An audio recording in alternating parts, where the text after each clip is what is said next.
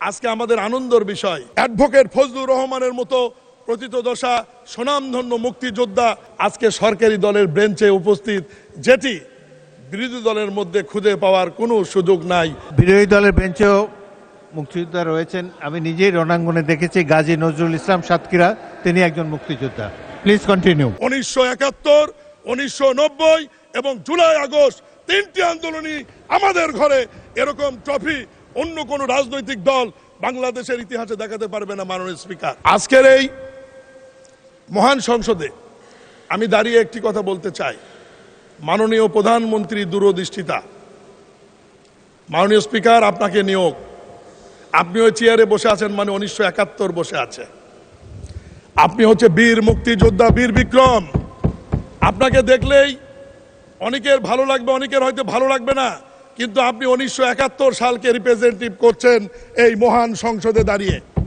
এই ক্রেডিট বিএনপির এই কারণেই, মহান স্বাধীনতার ঘোষক শহীদ রাষ্ট্রপতি জিয়াউর রহমান মহান স্বাধীনতার ঘোষণাই করেননি, উনি যুদ্ধ করেছেন এবং যুদ্ধ করে এই দেশটাকে স্বাধীন করার ব্যাপারে ভূমিকা রয়েছেন। আজকে ট্রেজারি ব্রাঞ্চে, সরকারি দলের ব্রাঞ্চে আজকে আমাদের আনন্দের বিষয়, বহু মুক্তিযোদ্ধা আমাদের সামনে বসে, জয়নাল আবেদিন ফারুক, আমাদের মনিরুল হক চৌধুরী, আমাদের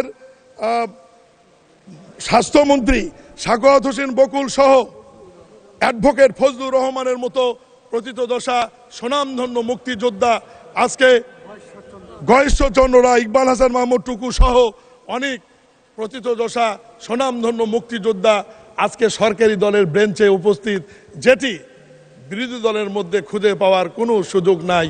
মাননীয় স্পিকার, মাননীয় সদস্য, এক মিনিট।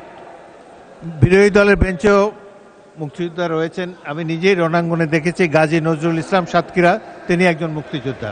Please continue. মাননীয় স্পিকার, আজকে আমরা যেমন 71কে ধারণ করি, 1990 স্বৈরাচারী বিরোধী আন্দোলনকেও আমরা ধারণ করি। 1900 স্বৈরাচারী বিরোধী আন্দোলনের সম্মুখ ভাগের নেতারা আজকে বিএনপি থেকে নির্বাচিত হয়ে আমাদের এই সরকারি দলের বেঞ্চে বসে আছে।